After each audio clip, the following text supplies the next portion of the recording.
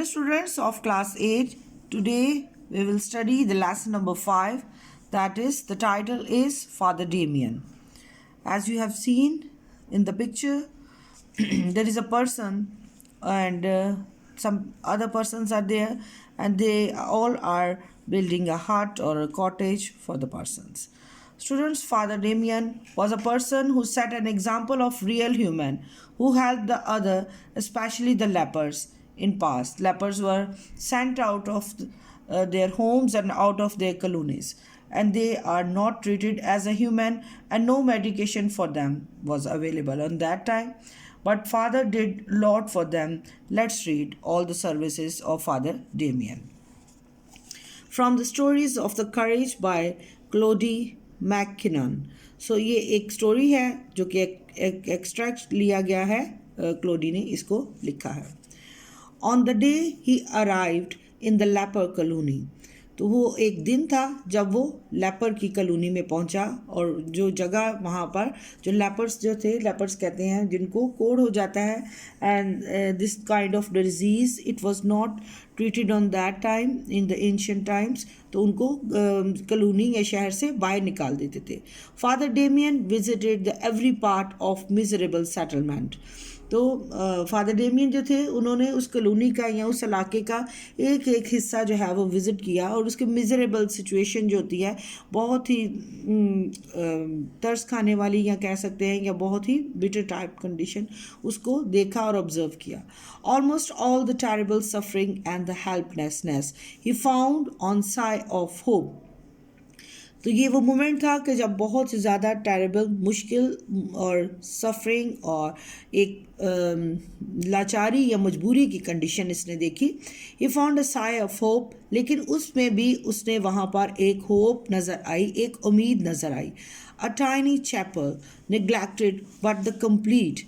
तो वहाँ पर ही wanted to build a chapel. Chapel बच्चों कहते हैं एक स्मॉल चर्च होता है where the Christians pray and the knelt to pray for strength and inspiration. तो जब भी कोई बीमार हो तो our first hope is the prayer. So that's why he want to build the chapel, जहाँ पर वो अपना mental catharsis कर सके, वहाँ पर जाकर प्रेयर कर सके और गॉड से अपने wounds को हील करने के लिए प्रेयर करें और जिससे उनको strength और inspiration मिले. He began at once to bring some discipline in order to that colony. तो उसने वहाँ पर काम करना शुरू किया और उस इलाके में, उस कॉलोनी में डिसिप्लिन जिसको कहते हैं नज़्म ज़ब्त पैदा करने की कोशिश की. He not only had the services in the little chapel for those who were the Catholics, bringing them the comfort of their religion. तो वो सिर्फ चैपल में रहकर, चर्च में रहकर ही काम नहीं करता था जिससे कि कैथोलिक्स को जो है वो एक रिलीजियस कंफर्ट मिले, but he work for the other people also. But he also started a clinic and dress the source of who needed the care.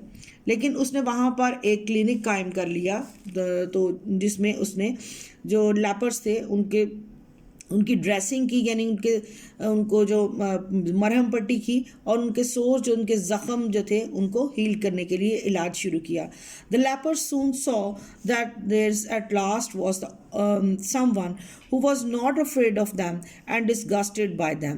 तो तब लेपर्स को ये तब फील होने लगा कि कोई है जो उनसे खौफ ज़्यादा नहीं है, बल्कि और उनको डिसग्रेस भी नहीं कर रहा, उनको इंसल्ट भी नहीं कर रहा और एक उनको जो है वो अपने से कमतर नहीं समझता.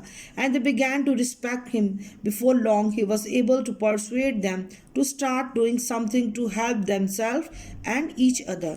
तो फादर ने जो जॉब थी उसकी वहाँ पर, उसने जो सर्विसेज दी उसमें साथ उन्होंने उन लेपर्स को ट्रेन किया कि अपने आप को किस तरह से वो जो है वो अच्छे तरीके से रख सकते हैं और साथ में दूसरों को किस तरह से ख्याल रख सकते हैं.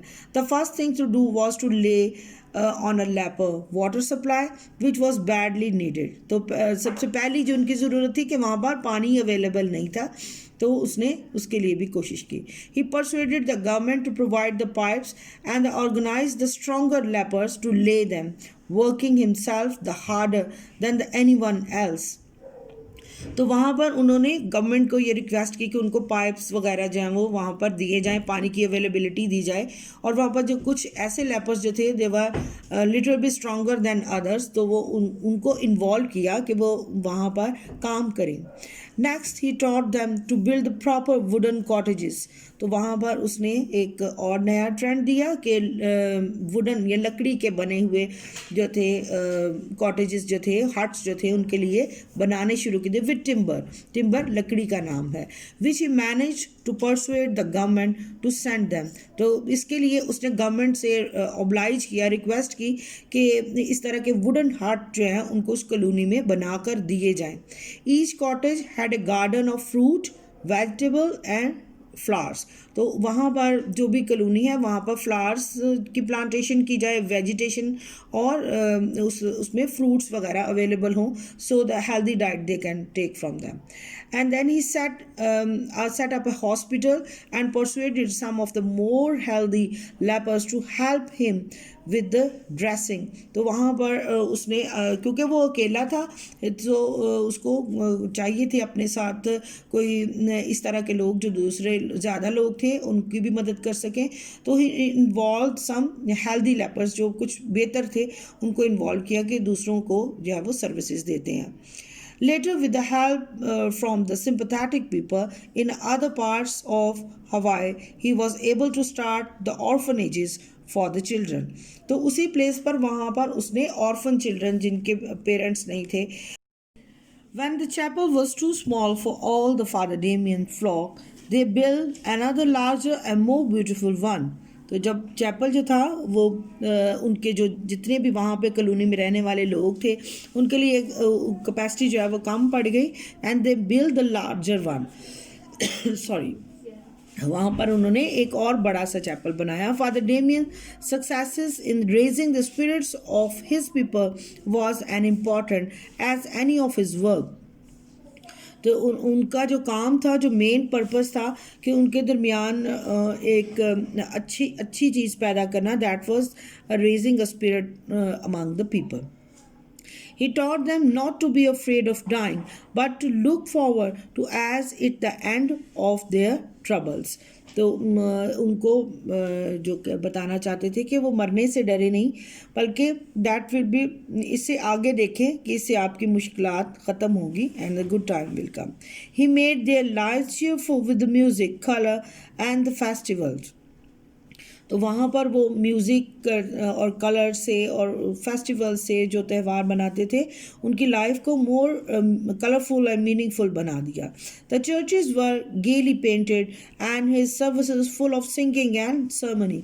वो चर्चेज जो थे बहुत चेयरफुली, बहुत अच्छी तरीके से पेंट किए गए और वहाँ पर गाना बजाना और सर्मनी सेलिब्रेट करना था। He was often accused of being rude and overbearing with the outsider helpers and those in authority, but with his lepers he was always gentle।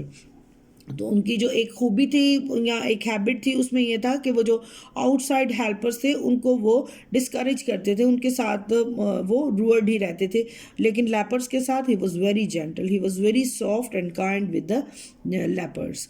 So let's do the word meanings now. Okay, miserable, that is unhappy and in trouble, neglected, रद्द किया हुआ, inspiration, जिससे मुतासिर हो, services, काम या खिदमत, कैसेंगे, dressed, clean, साफ करना, मैनेज, इंतज़ाम करना, परसुएडेड, उकसाना, माइल करना या कायल करना या मादा करना, ट्रबल, मुश्किल, ओवरबियरिंग, ज़बरदस्त होना, अथॉरिटी जो है वो इख्तियार को कहते हैं, meeting for the worship and prayer, तो इकट्ठे होना इबादत के लिए इसको कहते हैं, प्रॉब्लम एंड वरीज, मुश्किलात और जो पेचीदगी हैं, रेस्ट, पस्ता हाल, जो बिल्कुल बहुत ही ख़राब हालत में, सक्सीडेड, कामयाब हुआ, power to give the orders, इख्तियार होना कोई हुक्म देने के लिए, डिसरिगार्डेड, तो तौहीन अमेज़ या जो बेइज्जती है, power to think and create, तो ऐसी पावर होना या ताकत होना जिससे सोचने और क्रिएट करने, कुछ नया करने की, हॉटी जो है वो मगरूर को कहते हैं, जो मुतकब्बर होता है। इंड्यूस आमादा करना या कायल करना कहते हैं। क्लीन एंड बैंडेज्ड, तो क्लीन साफ करना और बैंडेज करना, जो मरहम पट्टी करना जिसको कहते हैं। So students, I have done the reading and explanation and word meanings for you. Rest part of the exercise I will try to do in the next videos. Take care, bye bye, and keep up your work.